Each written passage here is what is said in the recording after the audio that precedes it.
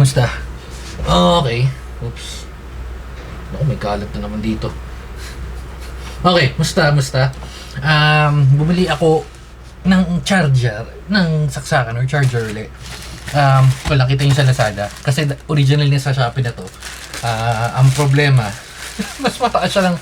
Parang mga 100 naman. Pero sayang 100 eh, diba? So, ayan. So, mabilis lang. Ito na, buksan na natin. Ayaw magpabukas eh, wait. Anker Zolo. Okay. Ano ang pinagkaiba ng Zolo sa mga normal na Anker? So, malalaman natin pare-parehas. Kaya, nag-ano ko ng phone. Kasi yung sa charger. Usually, Anker, ito yung hindi nagsiswitch yung power. Katulad ng iba kong charger. Kasi, may ibang brands, di na natin babanggitin. Pagka nagsaksak ka, eto makita nyo, apat na ports yan. Isang USB-A, tatlong USB-C. Pag nakasaksak, yung may nakalagay ng nagcha-charge ka na, halimbawa may nagcha-charge ka na, phone, diba? Tapos nagsaksak ka uli, parang nawawala. Parang napuputol yung charging. Pero sa Anker, lahat ng Anker na chargers ko, walang nangyayaring ganun. So, feeling ko, isang din naging issue kasi isa kong charger dito ay yung gamit. Yan, ito to. So pag nagsasaksak ako habang nagre-record, biglang nawawala. Tapos umiinit, kaya basta yun ang short story nun. Kaya testing natin to. Kasi to mas mura-mura to eh. Pero 70 watts lang naman to kasi nga ang bala ko lang naman is for para dito, tapos yung sa charger ng Rode para hindi na ako nagtatanggal-tanggal. Ayun, kung mapapansin nyo. Ito, hiniram ko. Ito yung talagang binibit-bit ko pag gumagala. Pero ito yung mga nabuksan ko na eh. Hindi ko naman alam na dadating din siya agad. Pero ayan, bumili tayo ng extension. Isa pang extension. Ayan, nakakabit na nga. Isang extension. Tapos ayan, papunta sa charger. Basta ganun yung bala ko setup. Pero ayan, testing natin kung gagana. Kung okay ba. Pero itong gagamitin natin para sure na gumagana. Kasi ito hindi ko pa naman natetesting eh. Anyway. So wala naman kakaiba dito. Maximum nyo lang is 70 watts for C1. Saan yung C1? Okay, anyway. Sige, buksan na natin. Di ko alam kung may mga counterfeit na yung Anker. So, sana wala. Pero kasi, so far wala pa naman ako na experience na ganun. So, sana hindi magkaroon. Kung meron man, sana makita rin agad. Anyway, yan. Open na natin to. Boom!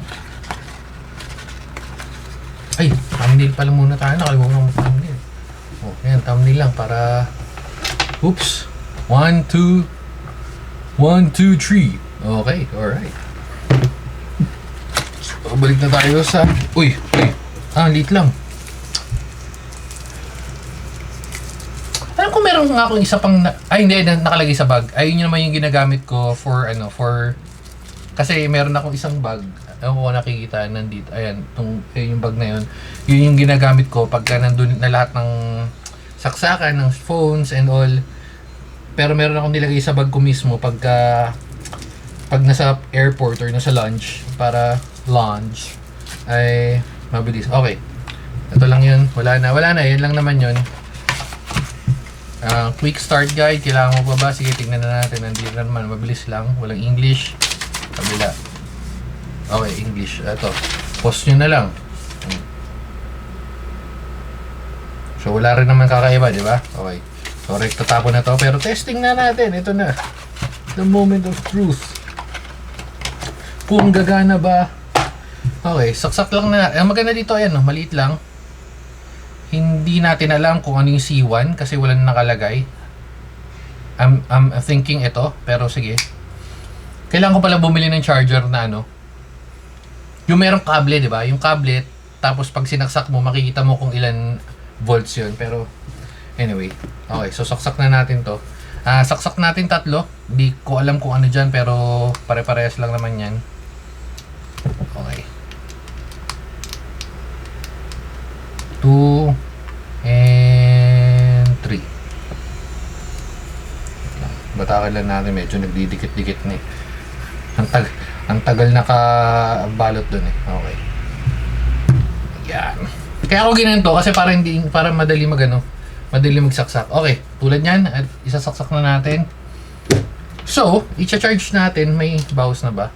Okay, 87%.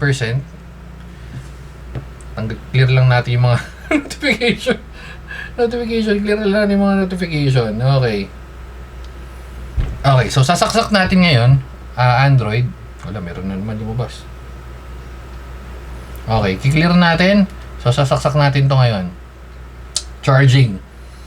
Yung typical na charger, habang charging yan, pag sinaksak natin to, 50 watts supercharge. Wait, try natin kabila. 50 watts lang. Ito. 50 watts lang din. Huh? Anyway, sige, okay na yan. Kung 50 watts, 50 watts. Hindi naman yung issue ko. Ang issue ko ngayon, isasaksak natin to. Yan, sakto low bat. Ayan, nakikita nyo charging. Sasaksak natin. 1, 2, 3. Okay. So, tumuloy pa rin. Usually, pag gaganto, ay yan nabanggit ko, pag nagsaksak tayo ng isang device, or pagbalik rin natin, itong iPhone muna, ibang kable para for testing purposes. Again yan, and iPhone. Charging, nakikita naman dyan. Tapos, lalagay natin to, Android. Ayan, pagka nagcha-charge tayo ganyan, pag nagsaksak tayo, usually para mag-flicker yan, may lalabas na para magcha-charge siya uli. Pero ito, tignan natin. 1, 2, 3. Oh, ayun o, hindi lumabas. Good thing ba yun? Actually, hindi ko sure.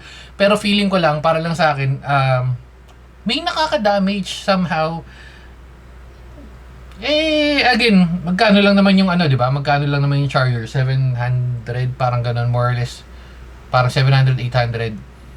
Versus sa devices na ginagamit mo kung may iPad ka, iPhone, or even MacBook, iPad. Di ba? Ano lang naman yung 700, parang since gumastos ka na, di ba? Para at least mas maprotektahan mo yung battery, yung device mo. Yun lang naman. Sige, actually, nandito na tayo, no? Testingin na rin natin. Mabilis lang.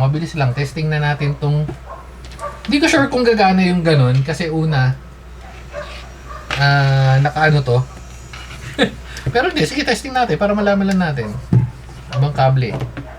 Ito, kable naman na to, medyo mas mura-mura pero sige. So lagyan natin siguro dito sa una. Boom. So sabi sa pinagbilan ko, 240 watts to. Well, I doubt pero sige. Okay, 240 watts charger.